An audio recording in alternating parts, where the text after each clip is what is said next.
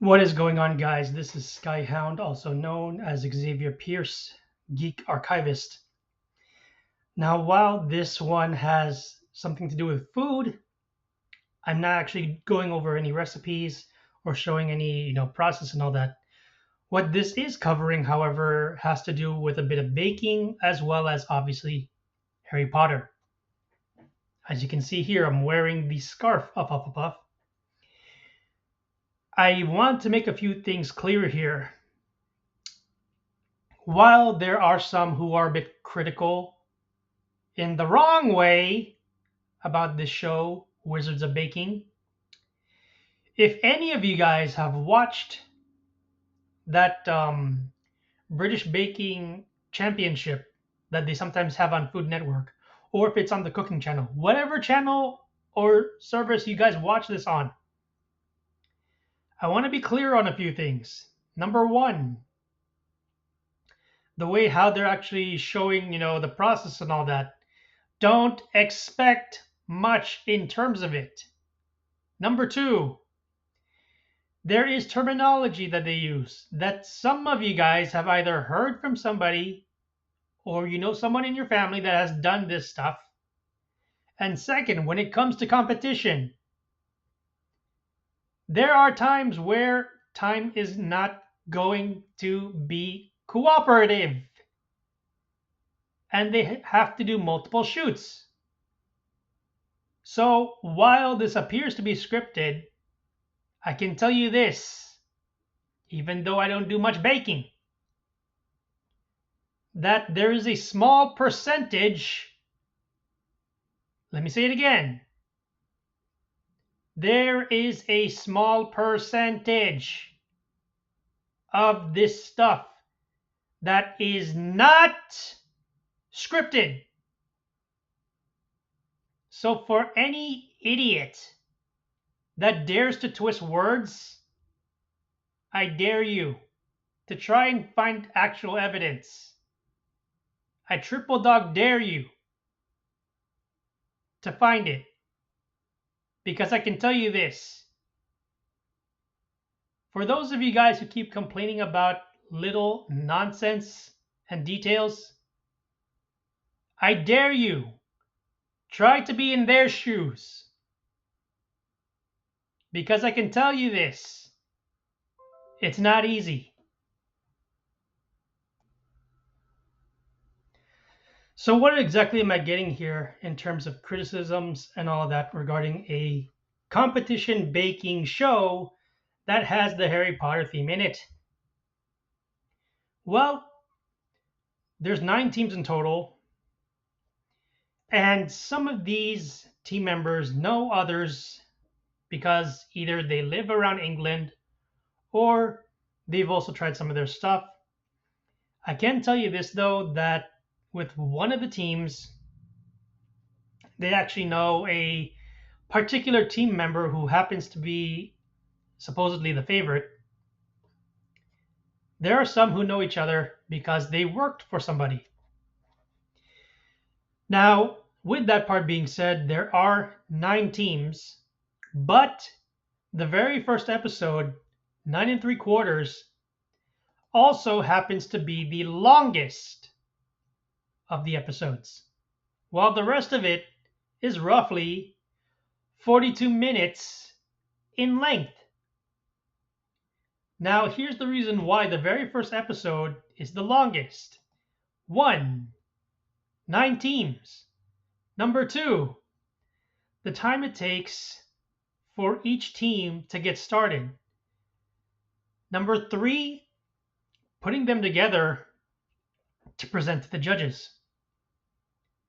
Now, in terms of parameters, I will go over each episode to an extent, not just based on my mini threads, but also the fact that some of these parameters, if you look at it from the professional judge's view, they have certain parameters, and they have done this most of their lives. So for those of you who keep complaining about nonsense, And believe me, I've seen a lot of that shit online. You're not fooling anybody with your complaints. Why? Because myself and others have seen through this tons of times. So, the very first episode, platform 9 3/4. Thankfully, I still remember some of the notes. So let's go over the parameters. The first one is height. The second, the number of tasting elements. And since this is dealing with Harry Potter, you also have one enchanting element. So that is always a given. And finally, time. That's the fourth one. So the very first one, platform 9 3/4, is roughly 1 hour, 24 minutes, and 12 seconds. Because we're dealing with 9 people. 9 teams. 9 teams of 2. So 9 times 2, 18 people. That's a lot to cover. So, what are the parameters you're asking? Well, let's go over one of the most obvious bits. The length of time to make the showpiece. 6 hours. Not a lot of time. Then, the theme part of it. In the case of the very first episode, each team has a specific moment or part of the Harry Potter world that they happen to like. Whether it's a character, like Luna Lovegood or the Weasleys. Whether it has to do with specific moments in the film, like the Whomping Willow, or even the Patronus. Then you also got ones with regards to the houses themselves. Say, Hufflepuff or Slytherin. So, with that being said, there's a total of 9, and 2 of the 9 teams like their respective houses. So, give me a moment as I get that information for you to glean over. Okay, so I'm kind of jumping a little bit ahead with regards to explaining about episode 1, but here's what's going on. 9 teams are there in total. And the first task, each of them has their specific favorite part that they like about Harry Potter. Whether it's a specific moment from the films, like for example, Michael and Connor and Kayla and Johan did. They chose a specific moment. Lisa and Mitzi decided to choose liking a certain character, which in this case is Luna Lovegood from the Ravenclaw house. Now there are others who like specific scenes from the films. These two are not the only ones that mention certain moments. Kimberly and Ashley mentioned about liking potions, which is obviously with regards to Slytherin, and obviously Snape. So you could say that they have something similar in interest, like with Miko and Chris, who are in Slytherin house. Zoe and Jordan are actually from Hufflepuff house. You get the point. Now, Lisa and Mitzi, they are the first one to have come through. Lisa, on the left here, actually is also from Hufflepuff. Now, Lisa and Mitzi decided to do one with regards to Luna Lovegood. Elizabeth and Juan decided to do one with regards to the Patronus moment. Now, I will say that there are some parts that I don't quite fully remember. I need to double check again. But Jamie and Jess like the Weasleys. So you can sort of see here a pattern, if you will, in terms of favorite moments for certain people. Now, Henry and Ricardo, I forgot to mention about them. It took me a while trying to recall things, but they decided to do one with regards to the second film, The Chamber of Secrets, specifically the flying car being taken out by the Whomping Willow. Now, again, I remember bits and pieces of it, but let's get to the parameters in terms of what the first episode consisted of. The very first obvious part is the theme. Choosing a particular part from the film that you like. Now let's get into the technical stuff. Each task, time-wise, 6 hours. Then you have 2 tasting elements, and one of the said elements of those 2 has to have an enchanting element. So you're not only dealing with the magical part of it, you also have to deal with construction. Which brings me to the height requirement. That one was roughly around 2 feet in height. So now that we got that part out of the way, let's get straight into some specific details here. Okay, so I know this is going to seem a little confusing here, but let me clarify a few things.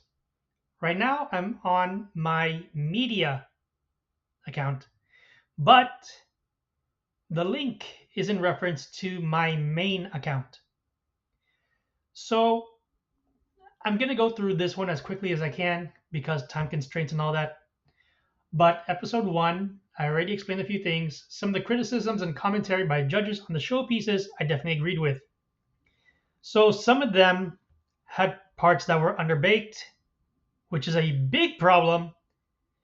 Others had issues in the execution of the idea, appearance, and other things. So I'm going to clarify something here.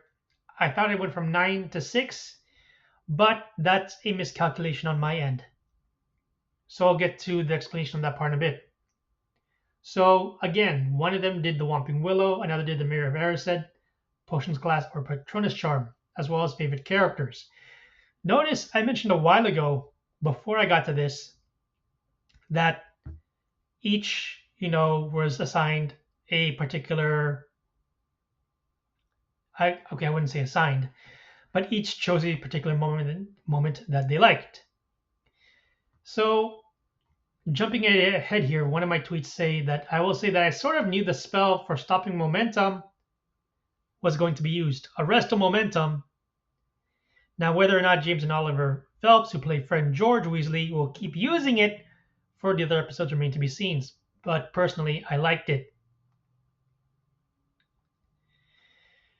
So, with that part being said, I'm not going to go over the whole thing. But if you're going to be pausing throughout, just to read, the whole thing, feel free to do so. So I know, like I said, I kind of spoiled a few things though prior to showing my sharing my screen and all that.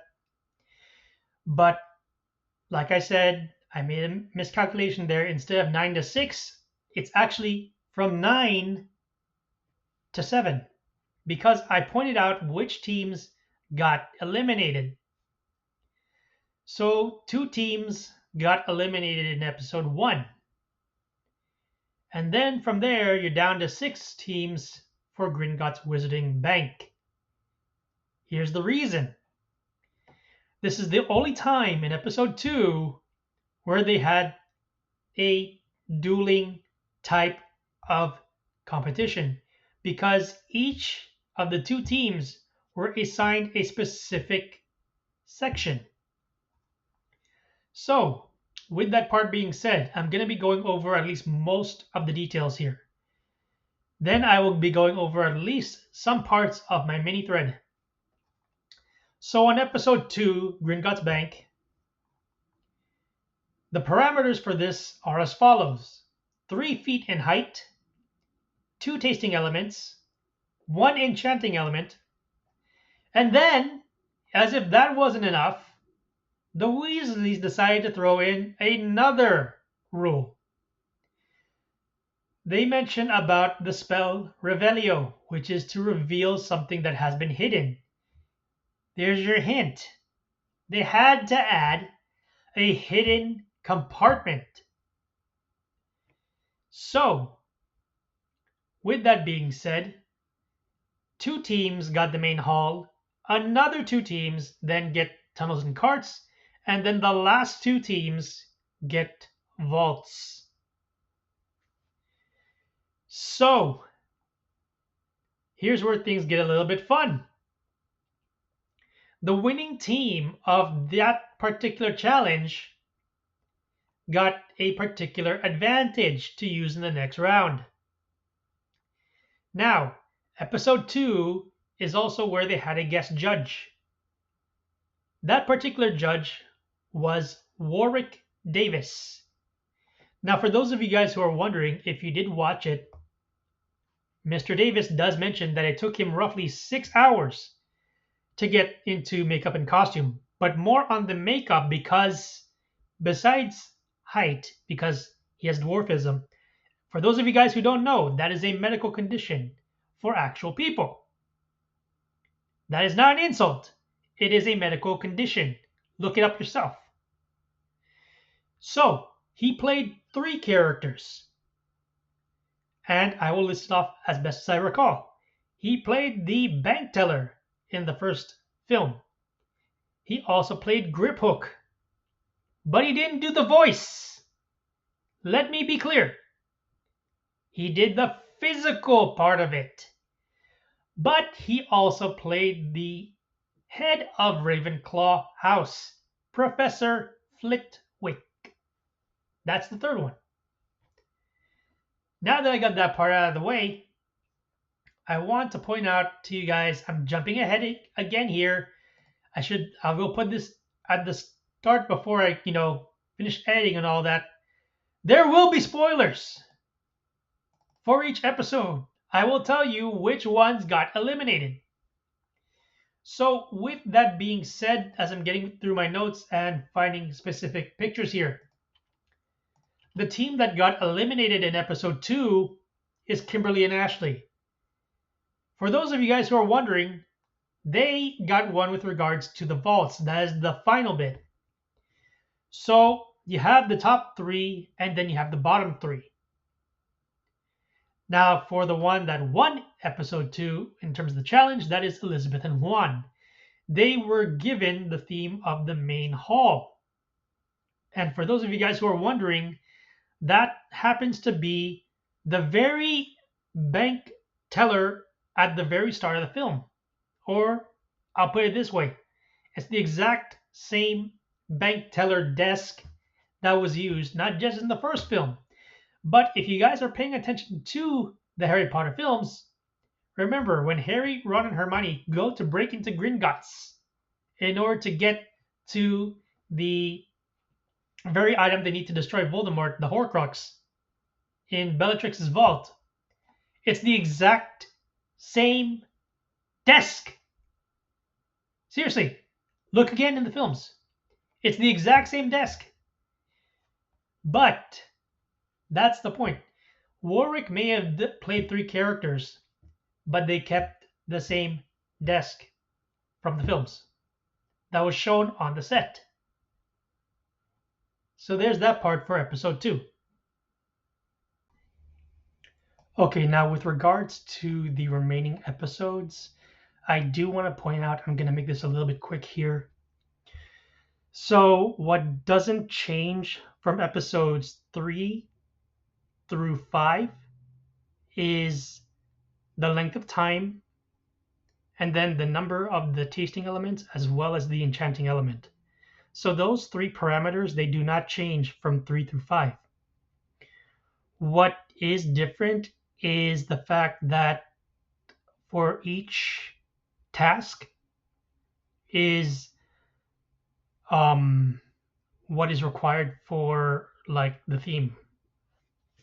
So episode 3 is on Diagon Alley. There is a little difference between the other episodes in terms of not just the theme, but also what is the requirement. So the only difference that doesn't change for all 5 episodes up until the finale is the length of time, as well as the tasting elements. Those 2 parameters do not change.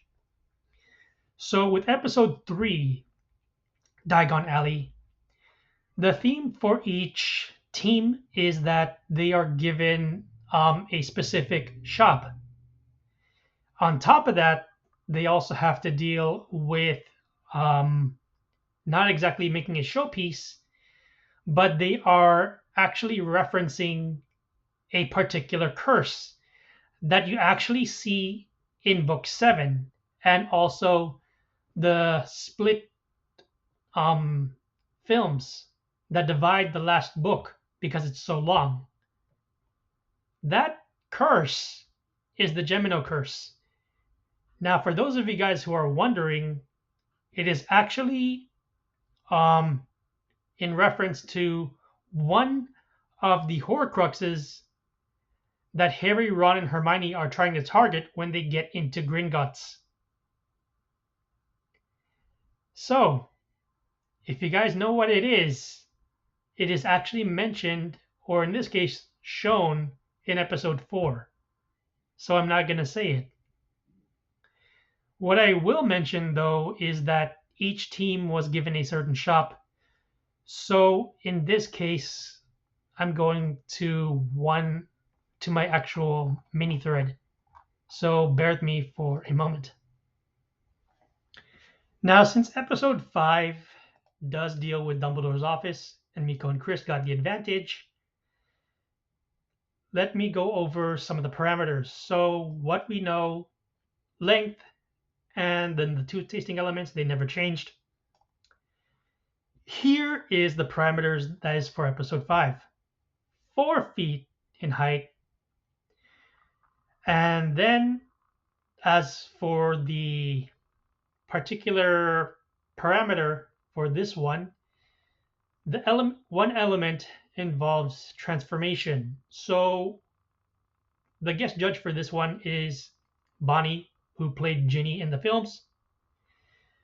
Now, when they mentioned about transformation, the thing that popped into my head immediately is that it had to do with transfiguration, which is a class that is taught by Professor McGonagall, who is the head house for Gryffindor. So the 3 remaining teams are as follows: Miko and Chris, Elizabeth and Juan, Zoe and Jordan. Now, as for what each team was provided, Miko and Chris had to deal with portraits. Elizabeth and Juan, they got Fox. Zoe and Jordan probably got the most trickiest one that they were ever assigned, the Time Turner. At least what I thought was difficult. So what they did was an abstract of time when given the time turner using dials and cogs. And they also have rings, clock faces, and an entremet that shows the different facets of time. Elizabeth and Juan, when they were given Fox the Phoenix, unfortunately they had some issues on theirs in terms of putting it together. When Elizabeth was doing the chest piece for Fox, it didn't stick, but she still had a little bit left. So whatever she had left, she applied it to Fox. Then Miko and Chris, they decided to do an optical illusion when it came to the portraits. Again, this was a little bit tricky, but the one that got eliminated was Miko and Chris. The one that got the advantage was Zoe and Jordan. And then the one that they were facing, obviously, since I already revealed who lost, Elizabeth and Juan got to go against them. Okay, so I did watch the finale, and again, I know I'm kind of going through these really fast, but the parameters for the final challenge was really, what I would consider well done. I did have a few guesses in terms of what was going on, but I'd say out of all of them, I probably got only one of the 3 or one of the parameters correct. And that had to do with the Great Hall. So that was the theme. Now here's where I got some stuff wrong, and I'll be honest here. The parameter that didn't change was the 2 tasting elements. I should have figured that part out. Now here's what was interesting. You also have 1 enchanting element, or at least I thought it was 1. I'm pretty sure it was 2. I need to double check again, but I'd say it's either one or two enchanting elements. But here's what was crazy, and I wasn't surprised about this, is that I knew the time length was going to be longer. I just didn't know how long. What did sort of surprise me was the height. The height for the last one, 6 feet. Time, 10 hours. And then we also got a nice surprise. The one team that got eliminated in the task number 5, Miko and Chris, they get to help out the remaining 2 teams.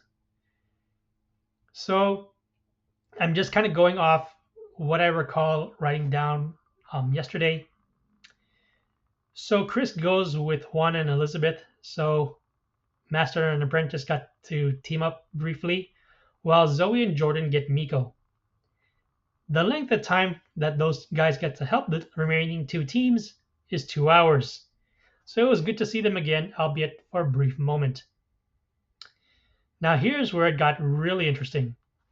So Zoe and Jordan were referencing book 4, Elizabeth and Juan referenced book 5. So what did they do? Elizabeth and Juan mentioned about the owls and scaring Umbridge thanks to the Weasley twins. Zoe and Jordan decided to do a celebration with regards to the holidays as well as referencing the Yule Ball. Now I will admit that was probably the coolest and well elaborate part of book number 4, as well as being done in the films. Kudos to the people who worked on that. Not to mention, we also get the Harry Potter alumni joining the judges for one last time. So, overall, I will say that I won't reveal who won, but the way how this was pulled off, kudos to both teams, and like whoever got it, I'm happy for them regardless because they all did a good job. So, what did I think overall about this baking competition with the theme of Harry Potter thrown into the mix?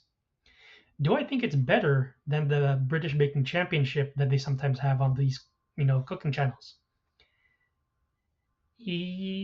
Not really, but I do like the fact that, these bakers got the opportunity to, you know, bake and present these on the sets of a intellectual property that they actually like. Do I think that the challenges were crazy enough to actually kind of incorporate certain elements, not just from the films, but also the parameters for each baker to challenge them in ways that they never thought they'd be challenged? Yes. Now, from a subjective standpoint, I would say they did a really good job. So, James and Oliver Phelps, kudos to you guys. Do I think that some episodes did better than others? Yeah.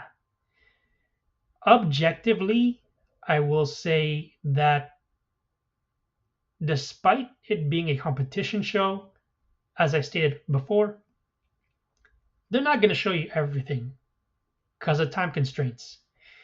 But I will say that for episodes 2 through 6, I think they're roughly the same in terms of length, roughly 42 minutes, compared to the 1 hour and 24 minutes of episode 1. I could be wrong, but I've yet to check on, YouTube itself because they did sort of mention how many or how long it was for each episode. Now, if you guys want to know some of the behind the scenes stuff, I will put some links in the description down below with regards to what they were discussing about, while on set. So overall, I'd probably give this objectively 7 out of 10. Subjectively, as a Harry Potter fan, I'm giving this a 9 out of 10. Now, if you guys happen to like this, feel free to hit the like and subscribe button. Again, I'm grateful that they did this. As I said before, no other Potterhead actually tried to cover this in the length of time, for each one.